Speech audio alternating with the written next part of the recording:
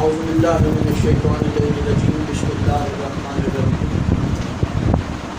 الحمدللہ الذی لا یبلغ مدحته القائل ولا یحصی نعمہ العد ولا یعدی حقه المجتهد الذي لا يدركه بعد الحمم ولا يناله غوص الفتن الذي ليس لصفته حد محدود ولا نعت موجود ولا وقت معدود ولا عجل ممدود وترى الخلائق بقدرته والنشر الرياح برحمته وعدد صخور ميدان عرضه اول دین معرفته وکمال معرفته التصدیق به وکمال التصدیق به التوحید وکمال التوحید اخلاص له نفی الصفة عن كل شهادة صفة انه غیر الموصوف انه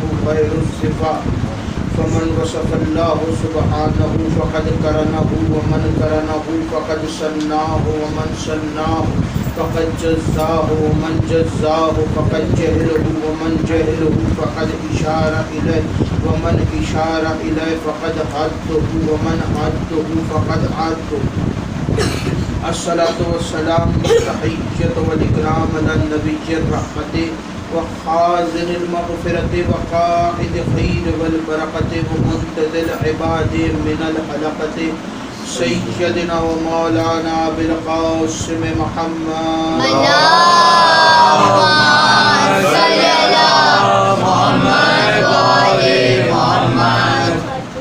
اما بعد بسم اللہ الرحمن الرحیم. خاندان زہرا پر بلند آواز سے سلام. اللهم صل على محمد وآل محمد.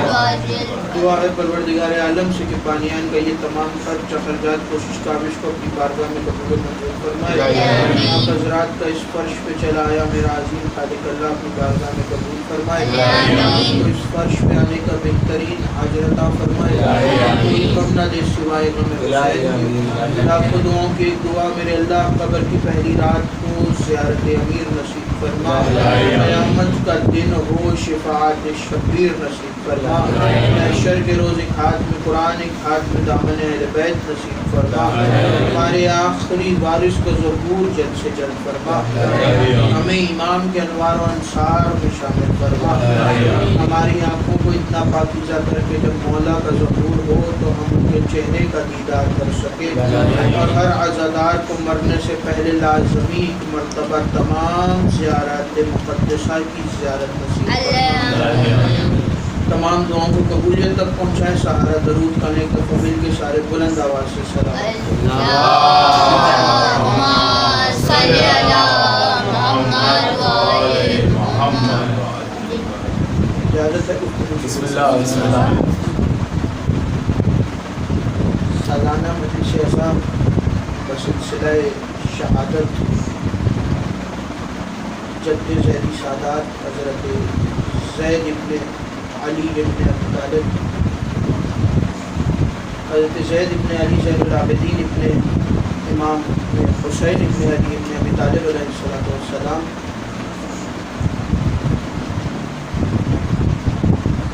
حضرت زید شہید کے اوپر گفتگو کرنا. توجہ مکمل طور پر میری طرف رکھیے گا.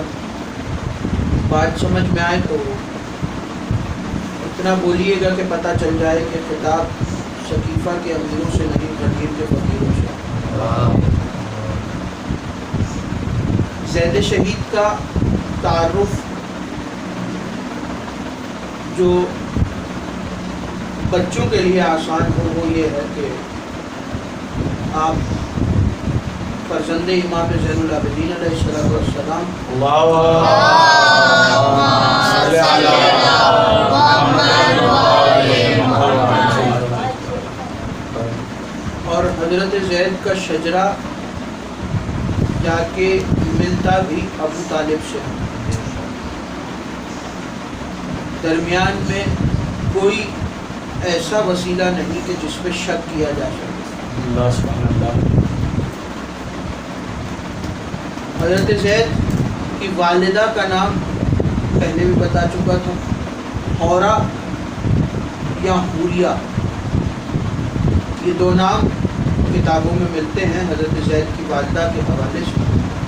اور امام زین العابدین علیہ السلام نے فرمایا کہ میں نے، اب توجہ رکھیے گا بات شروع ہو گئی، امام نے فرمایا کہ میں نے، اور یہ روایت کرنے والا کوئی عام شخص نہیں ہے بلکہ اس بات کا راوی ابو حمزہ صومالی، اور ابو حمزہ صومالی ان اصحاب میں سے ہے کہ جس کا تعارف کروانے کی خاص طور پہ کسی شیعہ کو ضرورت نہیں تھی، اس لیے کہ رمضان المبارک میں ہر شہر میں ایک دعا تلاوت کی جاتی ہے، اور وہ دعا ہے دعا ابو حمزہ صومالی۔ وہ صحابی کہ جس کے بارے میں امام نے پوری دعا تعلیم کی ہے، وہ اس کو روایت کر رہا ہے۔ اور اہل بیت کے گھرانے میں کچھ اصحاب ایسے ہیں کہ اگر وہ کسی چیز کو روایت کر دیں تو اس کو پتھر پر لکیر سمجھا جاتا ہے، سبحان اللہ۔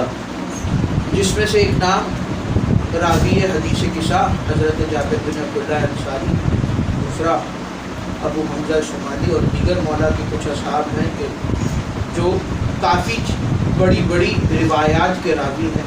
تو ابو حمزہ کہتے ہیں کہ ایک دن امام زین العابدین نیند سے بیدار ہوئے تو مولا نے فرمایا کہ اے ابو حمزہ، میں نے ابھی ابھی خواب میں اپنے نانا رسول اللہ کو دیکھا۔ نانا رسول اللہ نے میرا ہاتھ پکڑا اور مجھے جنت میں داخل کر دیا، اور جنت میں داخل کرنے کے بعد مجھے کچھ حوروں کے جھرمٹ میں لے گئے اور ان میں سے ایک حور سے میری شادی کروا دی، میرا نکاح کروا دیا۔ اور اس کے بعد میرے نانا نے مجھے آواز دے کے کہا کہ اے بیٹا سجاد، تمہیں زید مبارک ہو،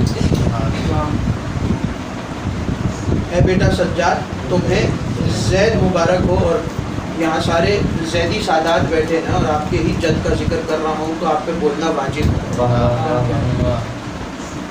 اے بیٹا زید تمہیں، اے بیٹا سجاد تمہیں زید مبارک ہو۔ اور تاریخ میں دو روایات ملی کہ حضرت زید کی ولادت کے حوالے سے، ایک یہ ہے کہ 66 ہجری یا 67 ہجری، یہ دو ہیں جب قیام مختار چل رہا تھا، ان کے درمیان حضرت زید کی ولادت ہوئی۔ اور ایک روایت جو ملتی ہے علماء بیان کرتے ہیں، ان میں سے کچھ علماء نے ایک روایت یہ بھی بیان کی کہ کربلا کے 20 سال کے بعد حضرت زید اس دنیا میں آئے، لیکن جو زیادہ پڑھی جاتی ہے وہ یہی ہے کہ کربلا کے 6 یا 7 برس کے بعد حضرت زید کی ولادت ہے۔ اور حضرت زید کی جو والدہ ہیں، اور یہ بھی یاد رکھیے گا، میں بات کرنے سے پہلے ایک بات ذہن میں آ گئی، آپ کے حوالے کر دوں کہ معصوم کی ماں ہمیشہ چنی ہوئی ہوتی ہے۔ اور خدا نے قرآن میں سورہ مریم میں ارشاد فرمایا کہ ہم نے مریم کو چنا، ہم نے مریم کو چنا، بولتے آئیے کہ ہم نے مریم کو چنا، اس کے بعد طاہر کیا، پاکیزہ کیا، اس کے بعد دوبارہ چنا، پہلے چنا پھر طاہر کیا، پاکیزہ کیا، پھر دوبارہ چنا۔ تو سوال یہاں پر یہ پیدا ہوتا ہے کہ قرآن نے یہ جو کہا کہ ہم نے مریم کو 2 مرتبہ چنا، پہلے چنا پھر طاہر کیا پھر چنا، تو پہلے جو چنا وہ تو سمجھ میں آ رہا ہے کہ کیوں چنا، اس لیے کہ عیسیٰ کی ماں، اس لیے خدا نے مریم کو چنا۔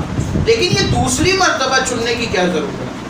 یہ قرآن کیوں کہہ رہا ہے کہ ہم نے مریم کو پہلے چنا پھر طاہر کیا. توجہ رکھیے گا, مریم کو چنا, طاہر کیا اور پھر چنا. یہ دوسری مرتبہ چننے کا ذکر قرآن کیوں کر رہا ہے؟ تو تفاسیر اہل بیت نے یہ بتایا کہ پہلی مرتبہ اس لیے چنا کیونکہ عیسیٰ کی ماں بننے جا رہی تھی, اور دوسری مرتبہ توجہ رکھیے گا جملے پہ, دوسری مرتبہ اس لیے چنا کیونکہ امام کے ناصر کی ماں بننے جا رہی ہے.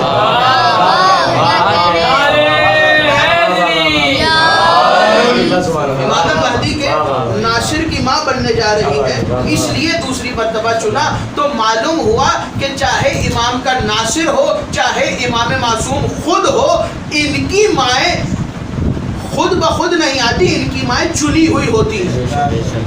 ان کی مائیں اتفاق سے نہیں آتی, ان کی مائیں چناؤ کے ساتھ آتی ہیں. اور یہ بھی خدا نے روز اول سے ہی ان کی ماؤں کو چن لیا ہوتا ہے, اور اس کے بعد یہ کسی نہ کسی طریقے سے در اہل بیت میں پہنچتی ہے. اسی طرح حضرت زید کی والدہ جناب مختار نے ایک کنیزوں کے بازار سے خریدا, اور پھر جب خرید لیا تو حضرت مختار نے کہا کہ یہ کنیز عام کنیز نہیں ہے, اس کو میری بارگاہ میں نہیں بلکہ امام زین العابدین کی بارگاہ میں ہونا چاہیے. اور امام باقر حضرت مختار کے بارے میں فرماتے ہیں نا کہ حضرت مختار ان شخصیات میں سے ہے کہ اگر مختار نہ ہوتے تو میرے بابا نے میری ماں کا جو حق مہر, اب امام باقر کے الفاظ ہے کہ میرے بابا نے میری ماں کا حق مہر مختار کے بھیجے ہوئے مال سے ادا کیا. مختار ان شخصیات میں شامل ہے کہ جن کی وجہ سے اہل بیت کے چہرے پر مسکراہٹ آئی. اور مجھے آگے بھی اس بات کرنی ہے, ایک جملہ ذہن میں آگے, یہ یاد رکھیے گا کہ خدا نے ہر معصوم کے ساتھ ایک طاقت کو رکھا. حضرت زید کے ساتھ حضرت زید کے اصحاب ان کی طاقت بن کے رہے, اور یہ پوری ایک احادیث کا سلسلہ ہے جو رسول خدا سے آخری امام تک چلا ہے حضرت زید کی شان. خدا ہر معصوم کے ساتھ ایک طاقت کو ضرور رکھتا ہے. حجت خود کلی طاقت ہوتی ہے, لیکن اس کے ساتھ ایک نہ ایک خدا نے طاقت رکھی ہوتی ہے.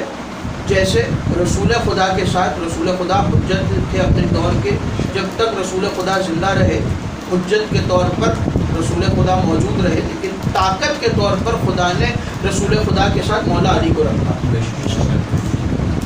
مولا علی کے ساتھ بھی مولا علی کو طاقت کی ضرورت ہی نہیں, اس لیے کہ کلی طاقت کا نام علی ہے. کائنات کی جتنی طاقت ہے اس کا نام علی ہے, لیکن خدا نے پھر بھی حجت کے ساتھ جس طاقت کو رکھا اس کا نام محمد حنفیہ ہے. اسی طرح مولا حسین کے ساتھ مولا عباس کو رکھا, اور پھر آگے سلسلہ بڑھتا رہا. کسی نہ کسی معصوم کے ساتھ کوئی نہ کوئی طاقت موجود رہی.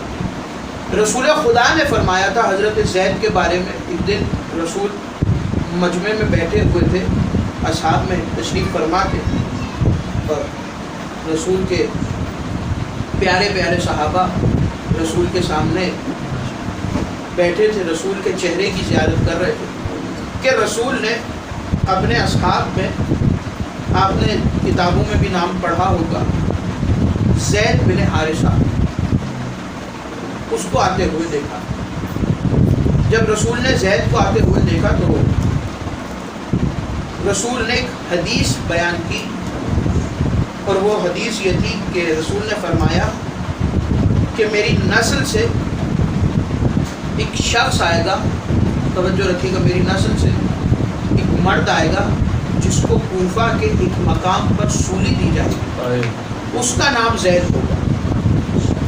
اور جب حدیث بیان کر چکے تو زید بن حارثہ کو اپنے قریب بلایا اور بلا کر اپنے پاس بٹھایا, اور بٹھا کر کہنے لگے کہ زید, توجہ رکھیے گا, میری طرف دیکھیے گا, زید, اس زید کی وجہ سے, اس زید کے نام کی وجہ سے مجھے تم سے محبت بڑھ گئی.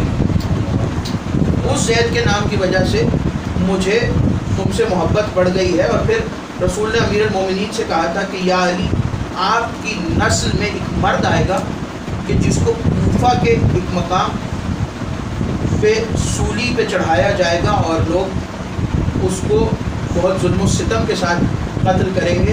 اور پھر امام حسین سے فرمایا تھا کہ اے حسین تمہارے صلب سے ایک فرزند آئے گا جو قیام کرے گا اور اس کو بہت ظلم و ستم کے ساتھ مارا جائے گا.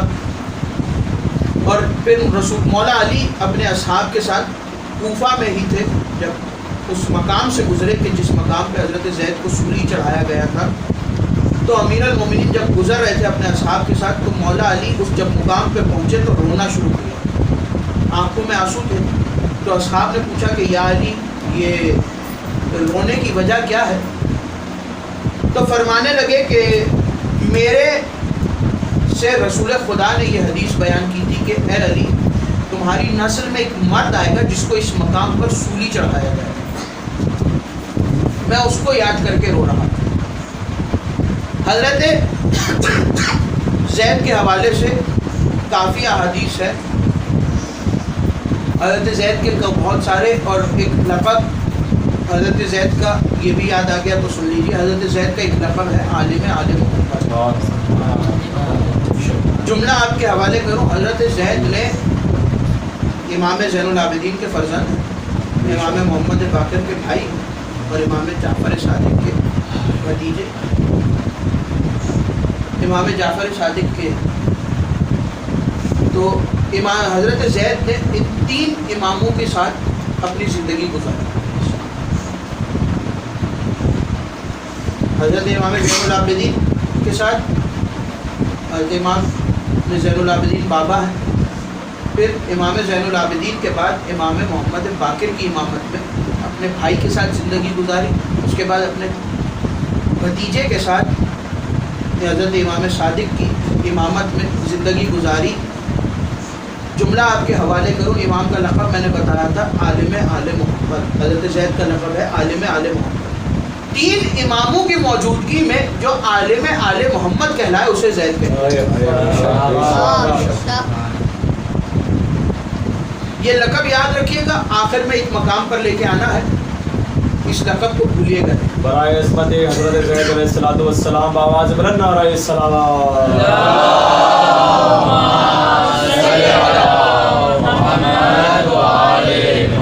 حضرت زید نے جب قیام کیا تو حضرت زید کا جو قیام ہے وہ امام صادق کے دور میں. مختار نے قیام کیا بعد از کربلا, فوراً قیام کیا, اور مختار کا قیام بھی ایک زبردست قیام تھا انتقام حسین کے لیے. اور جناب مختار کے حوالے سے بھی ہے کہ مختار نے جو قیام کیا وہ امام کی اجازت سے کیا, معصوم کی اجازت سے کیا.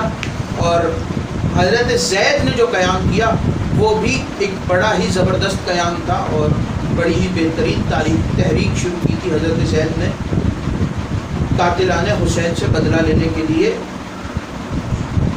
لیکن حضرت زید کو اس قیام کو پورا کرنے نہ دیا گیا. پوری تاریخ ہے حضرت زید کے اوپر کہ کس طرح قیام چلا اور کس طرح حضرت زید کو گرفتار کیا گیا اور شہید ہوئے. حضرت زید نے جب قیام کیا, توجہ رکھیے گا, تو حضرت زید کا جو قیام ہے وہ اتنا زبردست تھا کہ دشمن چاہتے تھے کہ ہم زید کو مار دیں, اس لیے کہ زید پورے اس عرب کے خطے میں مشہور ہوتے جا رہے تھے کہ حضرت زید نے قیام کیا ہے امام علی مقام کا بدلہ لینے کے لیے. اور حضرت زید پورے اس خطے میں علم پھیلا رہے تھے. توجہ رکھیے گا, علم پھیلا رہے تھے اس لیے کہ امیر المومنین کے بعد مولا حسن, پھر مولا حسین, پھر امام زین العابدین اور امام باقر, یہ وہ ہستیاں ہیں کہ جن کو کسی نہ کسی طریقے سے علم پھیلانے سے روکا گیا. توجہ رکھیے گا, یہ وہ ہستیاں ہیں کہ جن کو کسی نہ کسی طریقے سے علم پھیلانے سے روکا گیا. یہ وہ دور ہے مولا علی کے بعد سے مولا امام صادق کے دور تک کا وہ دور ہے کہ جہاں علم ناپید ہو گیا اور کسی نہ کسی طریقے سے علم کو روکا گیا تاکہ کوشش کی گئی کہ محمد و آل محمد علم نہ پھیلا سکیں. لیکن جب امام صادق کا دور آیا تو ادھر مدینہ میں امام صادق نے اپنی علمی تحریک شروع کی، ادھر حضرت زید نکلے اور مولا کی اس علمی تحریک کو آگے بڑھایا اور پھر ساتھ میں قیام کیا مولا کی اجازت سے۔ حضرت زید جب آخری وقت میں، فضائل پڑھ رہا ہوں میں، آخری وقت میں گرفتار کیا گیا حضرت زید کو، تو حضرت زید کے ہونٹ کٹے ہوئے تھے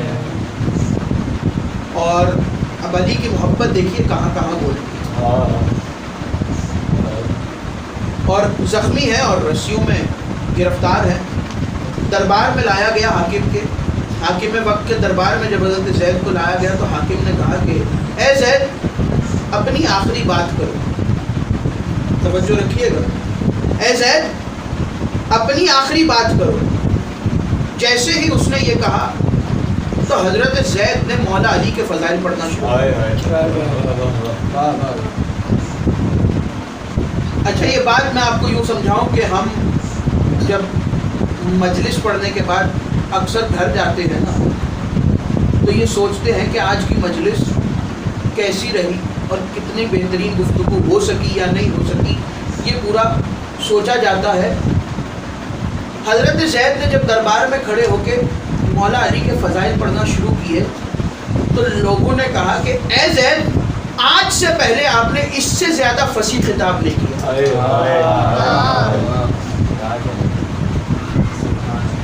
ایک سوال کروں آپ سے، گفتگو کرنے کے لیے، خطاب کرنے کے لیے اور بھرے مجمع سے خطاب کرنے کے لیے عقل ٹھکانے پر ہونی چاہیے، دماغ پر کوئی دباؤ نہیں ہونا چاہیے۔ اور زید کس حالت میں خطاب کر رہے ہیں کہ زخمی حالت ہے حضرت زید کی، رسیوں میں بندھے ہوئے ہیں زید، اور اس حالت میں زید نے خطاب کیا اور پورا مجمع یہ کہہ رہا تھا کہ اے زید اس سے پہلے اتنا فصیح خطاب نہیں سنا۔ جیسے ہی حضرت زید نے مولا علی کے فضائل پڑھنا شروع کیے تو حاکم نے کہا کہ اے زید میں نے کہا تھا کہ اپنی آخری بات کرو، اس سے میرا مطلب یہ تھوڑی نہ تھا کہ تم علی کے فضائل شروع کرو، میرا مطلب یہ تھا کہ اپنی آخری خواہش بیان کرو، اپنی آخری بات کرو۔ تو حضرت زید نے مسکرا کے کہا سنو، ہماری پہلی بات بھی علی ہے، ہماری آخری بات بھی علی ہے، ہماری پہلی بات بھی علی، ہماری آخری بات بھی علی ہے۔ اور حضرت زید کا مرتبہ ایک دن دربار میں آئے تو دربار میں ایک شخص بیٹھا ہوا تھا یہودی۔ حاکم وقت نے دیکھا حضرت زید آ رہے ہیں تو یہودی سے مخاطب ہو کے کہتا ہے کہ تم کس کی نسل میں سے ہو؟ توجہ رکھیے گا، تم کس کی نسل میں سے ہو؟ تو اس نے کہا کہ میں داؤد نبی کی نسل میں سے۔ تو حاکم نے کہا کہ یہ بتاؤ کہ تم میں اور داؤد نبی میں کتنی پشتوں کا فاصلہ، تم میں اور داؤد نبی میں کتنی پشتوں کا فاصلہ ہے؟ تو کہنے لگا مجھ میں اور داؤد نبی میں 80 پشتوں کا فاصلہ ہے، اور یہ یہودی اسی لیے میرا احترام کرتے ہیں کیونکہ میں داؤد نبی کی نسل سے۔ جیسے ہی اس نے اپنی بات مکمل کی تو حاکم نے حضرت زید کی طرف اشارہ کر کے کہا کہ تم میں اور داؤد میں 80 پشتوں کا فاصلہ ہے، اور یہ ہے زید جن میں اور رسول میں 3 پشتوں کا فاصلہ ہے، جن میں اور رسول میں 3 پشتوں کا فاصلہ ہے۔ جیسے ہی حاکم نے یہ کہا تو وہ یہودی اپنی جگہ سے کھڑا ہوا اور کھڑے ہو کے کہنے لگا کہ اے حاکم پھر تو تجھ پر ان کا احترام واجب ہے۔ تو کہنے لگا کہ میں ان کا احترام اپنے اوپر واجب سمجھتا ہوں اور اپنے تہہ دل سے ان کا احترام کرتا ہوں۔ تو اس یہودی نے حاکم کی طرف دیکھ کے کہا کہ ان کا احترام تجھ پر واجب ہے، بے شک تو کرتا ہے، لیکن اس طرح نہیں کر، بلکہ ان کے احترام میں اپنے تخت کو چھوڑ کے ان کو اپنے تخت پر بٹھا دے، اپنے تخت کو چھوڑ کے ان کو اپنے تخت پہ بٹھا دے۔ یا یوں کہوں کہ وہ یہودی کہنا چاہ رہا تھا کہ ان کا حق، توجہ نہیں کی آپ نے، یہودی کہنا چاہ رہا تھا کہ ان کا حق جس پر تو بیٹھا ہے اس سے اتر اور ان کا حق ان کو واپس کر۔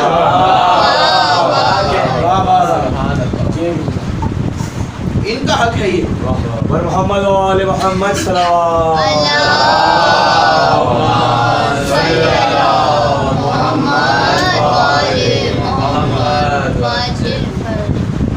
توجہ ہے آپ صاحبان.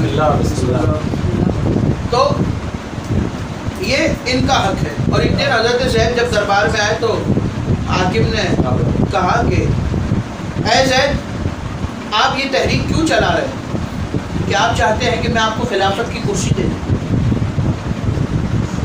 کہنے لگا کہ اے زید ایسا تو ممکن نہیں کیونکہ آپ کنیز زادے. جیسے ہی اس نے دربار میں یہ کہا تو حضرت زید نے پلٹ کے کہا کہ سنو, مجھے کنیز زادہ ہونے کا طعنہ دینے والے, کیا اسماعیل کی ماں ہاجرہ کنیز نہیں تھی؟ اسماعیل کی ماں ہاجرہ بھی تو کنیز تھی. تو حضرت زید عالم آل محمد, حضرت زید کا ایک لقب آپ کے حوالے کروں, زید الازیاد, زیدوں میں زید. اس کو یوں سمجھ لیجئے کہ جیسے کہا جاتا ہے کہ بھائی فلاں صاحب شیروں میں شیر ہے. اس کا مطلب یہ نہیں ہے کہ شیر کھڑے ہوئے ہیں اور وہ ان شیروں سے بھی زیادہ شیر ہیں. اس کا مطلب یہ ہے کہ بھائی جیسے یہ بہادر ہے ویسا بہادر کوئی نہیں. حضرت زید کا لقب ہے زید الازیاد, اور یہ لقب معصوم نے حضرت زید کو اس لیے دیا کہ وہ کہنا چاہ رہے تھے کہ جیسے یہ زید ہے ویسا زید کوئی بھی نہیں. ایک لقب حضرت زید کا عالم آل محمد. جب ابو حمزہ شمالی کہتا ہے کہ میں نے اور میرے ایک اور ساتھی نے, مولا کے ایک اور صحابی نے مل کر اہل بیت کی شان میں کتاب لکھی,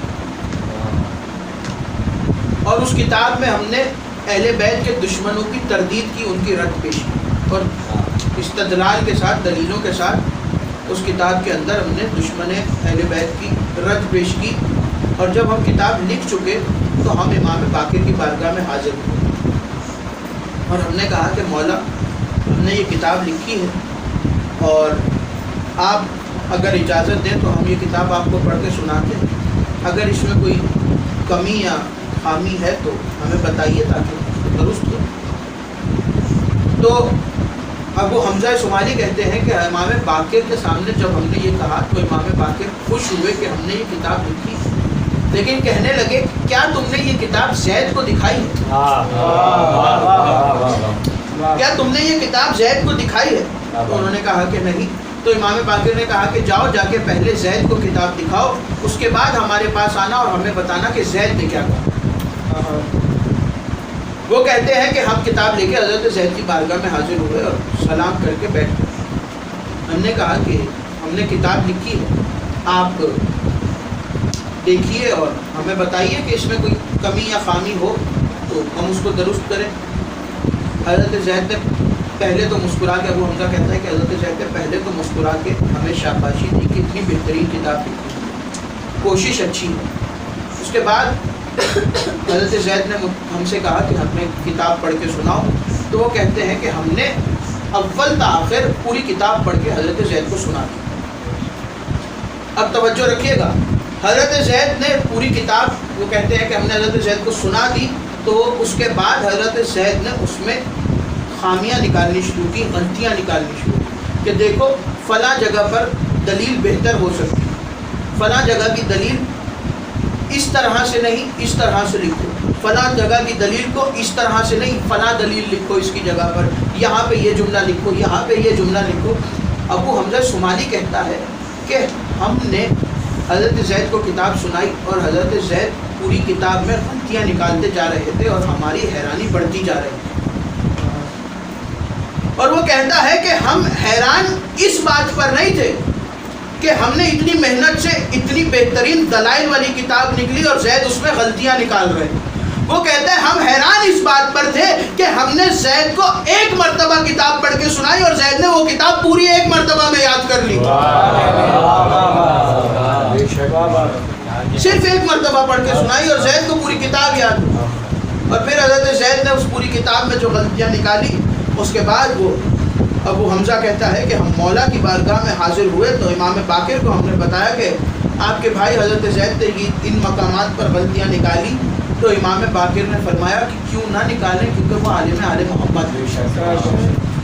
اور وہیں پر امام باقر نے کہا کہ سنو ابو حمزہ، جب زید چھوٹے تھے، کم سن تھے، تو میرے بابا امام زین العابدین حضرت زید کو اپنے سامنے بٹھا لیا کرتے تھے اور بٹھا کر قرآن کی مشکل آیات کی تفسیر پوچھا کرتے تھے۔ یہ کون کہہ رہا ہے مشکل آیات؟ امام وقت کہہ رہا ہے کہ قرآن کی مشکل آیات کی تفسیر پوچھا کرتے تھے۔ امام وقت جن آیات کو مشکل بولے اس کی تفسیر اگر کوئی بتائے تو وہ زید ہی ہو سکتا۔ اور حضرت زید کا ایک آخری لقب یہ آپ کے حوالے کر کے میں مصائب کی طرف آؤں۔ حضرت زید کا ایک آخری لقب حلیف القرآن، قرآن کا ساتھی۔ حلیف کا اگر ضد دیکھا جائے تو حریف، حلیف ساتھی، حریف دشمن، حلیف القرآن قرآن کا ساتھی۔ حضرت زید خود کہتے ہیں، جملہ سنیے گا، حضرت زید خود کہتے ہیں کہ میں نے قرآن کے ساتھ 13 برس تقیے میں گزارے، تنہائی میں گزارے 13 برس قرآن کے ساتھ۔ وہ کہتے ہیں کہ صرف میں ہوتا تھا اور قرآن ہوتا تھا، یا تو میں قرآن کی تلاوت کرتا تھا یا تو میں قرآن پہ تدبر کرتا تھا۔ تو حضرت زید حلیف القرآن، اور جب مدینے میں لوگ آتے تھے حضرت زید سے ملنے، توجہ رکھیے گا، جب لوگ مدینے میں حضرت زید سے ملنے آتے تھے اور کوئی حضرت زید کا پتہ پوچھتا تھا کہ زید کہاں پر ملیں گے، تو لوگ آگے سے یہ سوال کرتے تھے کہ کیا اس زید کے بارے میں پوچھ رہے ہو جو قرآن کا ساتھی ہے؟ اس زید کے بارے میں پوچھ رہے ہو جو قرآن کا ساتھی ہے؟ تو حضرت زید کیوں نہ قرآن کے ساتھی ہو، اس لیے کہ زید اس کے پوتے ہیں کہ جس نے نوکے نیزہ پر قرآن کی تلاوت، جو نوکے نیزہ پر قرآن کی تلاوت کرے اسے حسین کہتے ہیں، اور جو قرآن کا ساتھی ہو اسے زید کہتے ہیں۔ حضرت زید کی شہادت، میں نے کچھ دن پہلے ایک جملہ کہا تھا کہ اس گھرانے کا ہر فرد حقیقت میں محمد ہے، فضیلت میں علی ہے اور مصائب میں حسین ہے۔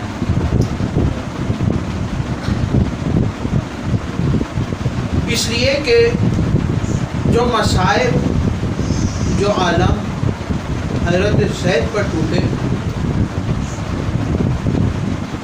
وہ بیان کرنا مشکل ہے۔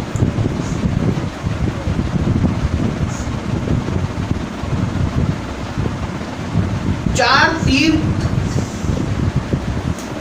ایسے ہیں جو جب چلے تو تاریخ میں سب سے زیادہ خطرناک تیر چلے۔ جی بھر کے گریہ کر لینا، جی بھر کے پرسہ دے لینا، سارے زیدی سادات بیٹھے، آج آپ کے چت کے مصائب آپ کے حوالے کر رہا ہوں، رونے میں شرمانا نہیں۔ آج امام زین العابدین کو ان کے بیٹے کا پرسہ دینا، آج امام حسین کو ان کے پوتے کا پرسہ دینا۔ یہ یاد رکھنا کہ یہ اس حسین کا پوتا ہے کہ جو نوکے نیزہ پر قرآن کی تلاوت کرتا ہے۔ چار تیر عزاداروں، سب سے مشکل تیر، 3 تیر کربلا میں چلے اور 1 تیر کربلا کے بعد چلا۔ کربلا میں جو 3 تیر چلے ان میں پہلا تیر وہ تیر تھا کہ جب تیر چلا اور ایک سنسناتا ہوا تیر آیا اور تیر مشکیزے میں آ کے لگا، مشکیزے کا پانی بہا، صرف پانی نہیں بہا بلکہ عباس کی آرزو بھی بہہ گئی۔ دوسرا تیر جو چلا تاریخ میں وہ اس وقت چلا کہ جب حسین اپنے 6 ماہ کے بیٹے کو اٹھا کے اپنے ہاتھوں پر لائے اور شیور نے آ کے ہرملا سے کہا کہ ہرملا حسین کے کلام کو قطع کرو، اور ہرملا نے ایک ایسا تیر نکالا کہ جو جنگوں میں گھوڑوں کو مارنے کے لیے استعمال ہوتا تھا۔ ہرملا نے وہ تیر نکالا اور تیر آ کے اصغر کے گلے میں لگا۔ تیر بڑا تھا، گلا چھوٹا تھا۔ تیسرا تیر جو تاریخ میں چلا وہ تیر چلا عشر عاشور۔ حسین زین پر سوار تھے، ایک تیر آ کے حسین کی پیشانی پہ لگا اور حسین نے زین چھوڑی۔ عزادارو، یہاں دادا کی پیشانی میں تیر لگا، وہاں پوتے کی پیشانی میں تیر لگا۔ چوتھا تیر پڑھوں تاریخ کا، حضرت زید جنگ کر رہے ہیں، لڑائی ہو رہی ہے کہ ایک سنسناتا ہوا تیر آیا۔ یہاں ظہر کے بعد ظہر کا وقت ڈھل رہا تھا، یہاں ظہر کے وقت ڈھلتا ہوا ایک تیر آیا اور تیر آ کے زید کی پیشانی میں لگا۔ تیر آ کے زید کی پیشانی میں لگا۔ تیر کا لگنا تھا کہ حضرت زید گھوڑے کی زین سے گرے، تڑپنا شروع کیا زید۔ حضرت زید کے فرزند حضرت یحییٰ نے حضرت زید کو اٹھایا اور گھر پہ لے کے آئے۔ گھر پہ لا کے حکیموں کو بلایا گیا۔ حکیموں نے ایک جملہ کہا، جملہ سنو گے عزادارو، جملے کو سن کے کربلا کا ایک منظر یاد کر لینا۔ حضرت زید کے جب حکیم آئے اور حضرت زید کی پیشانی میں لگا تیر دیکھا تو حکیم نے کہا کہ اگر زید کی پیشانی سے تیر کھینچا گیا تو تیر تنہا واپس نہیں آئے گا۔ عزادارو، کربلا کا ایک منظر یاد دلاؤں، جب حسین نے اکبر کے سینے سے برچھی کا پھل کھینچا تو برچھی اکیلی نہیں آئی۔ یہاں حضرت زید کی پیشانی سے تیر کھینچا گیا، لیکن جب زید کی پیشانی سے تیر کھینچا گیا تو کوئی بی بی پاس موجود نہیں تھی، لیکن جب اکبر کے سینے سے برچھی کا پھل کھینچا گیا تو بیویاں در خیمہ سے دیکھ رہی تھی۔ عزادارو، جب تیر کھینچا گیا حضرت زید کے پیشانی سے تو تیر تنہا نہیں آیا۔ عزادارو، بیٹے نے باپ کو غسل دیا، کفن دیا۔ غسل کفن دینے کے بعد حضرت زید کے بیٹے نے اور اصحاب نے مل کر حضرت زید کو نہر فرات کے قریب لے کے آئے۔ لاشا فرات کے قریب لا کے فرات کا پانی روکا، نہر کا پانی روک کے نہر کے درمیان میں قبر بنائی گئی۔ قبر بنا کر حضرت زید کو قبر میں دفنایا گیا اور نہر کا پانی جاری کر دیا گیا تاکہ کسی کو قبر کا نشان نہ ملے، تاکہ کوئی میت کی بے حرمتی نہ کر سکے، لاشے کی بے حرمتی نہ کر سکے۔ لیکن اللہ جانے کہاں سے ان کو قبر مل گئی۔ عزادارو، جب ظالموں کو قبر ملی تو زید کو ایسے قبر سے نکالا ہے جیسے کربلا میں اصغر کو قبر سے نکالا۔ عزادارو، وہاں ماں کے سامنے بیٹے کا گلا کاٹا گیا، یہاں حضرت زید کا گلا کاٹا گیا۔ عزادارو، سر کو تن سے جدا کیا۔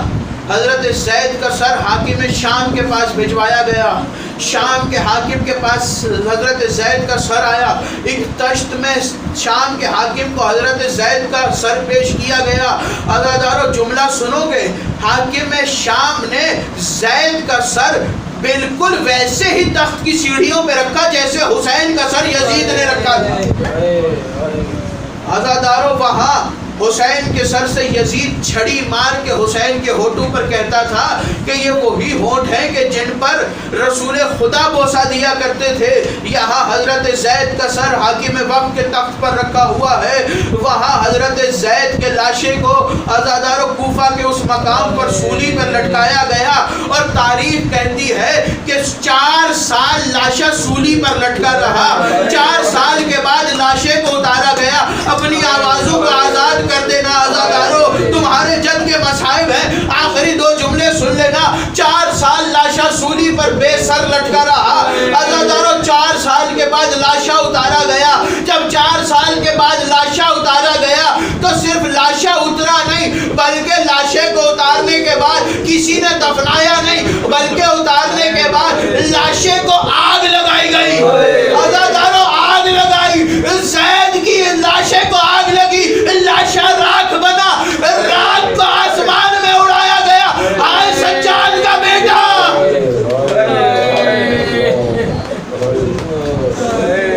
اللہ لعنت اللہ علی القوم الظالمین. ماتم حسین.